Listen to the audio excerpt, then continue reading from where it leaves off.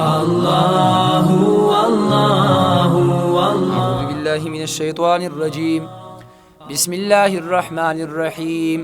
والوالدات يرضعن أولادهن حولين كاملين لمن أراد أن يتم الرضاعة.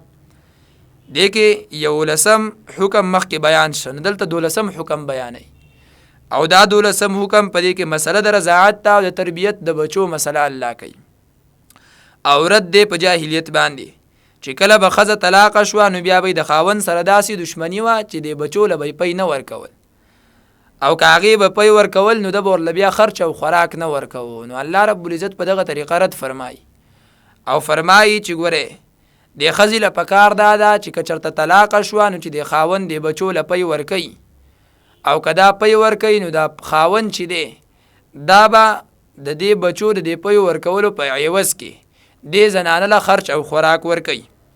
الله وی والوالدات یرضعن اولادهن او میندې د پی ورکوي بچو خپلو ته حولین کاملین 2 کاله پورا.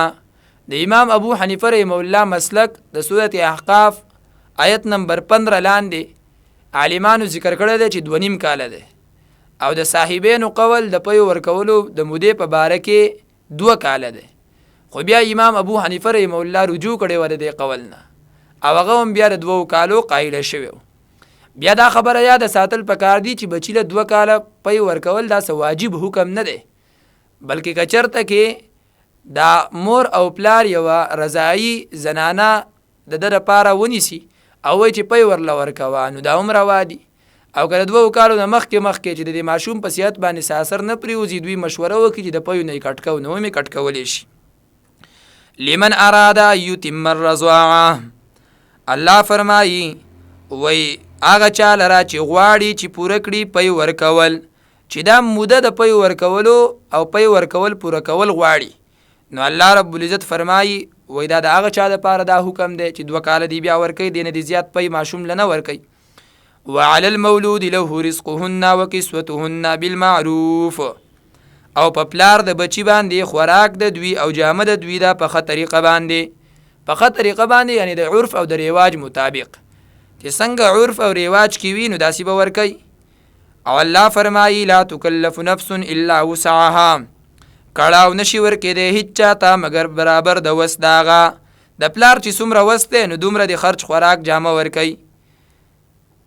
لا تضار والدة بولدها ولا مولود له بولده، او ضرر دی نشي ورکېدی مور ته په وجه د بچي د هغې او نه پلار ته په وجه د بچي د هغه.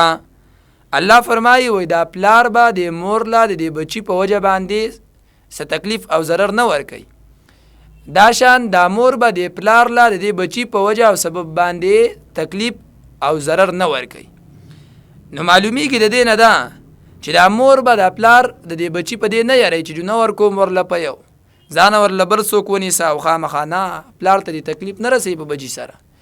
دغه شان دا پلار د دې مور ته په دې بچي سره تکلیف نه رسوي. کله کله چې دا زنانه طلاقه کړي نو هغه ته داسې دغېږي ماشوم کور ته راوړي او وایي چې نه دې ورکوي ورله پی. نو قرآن وایي نه داسې مه کوه، دې مور ته یې پرېږده چې پی خوري.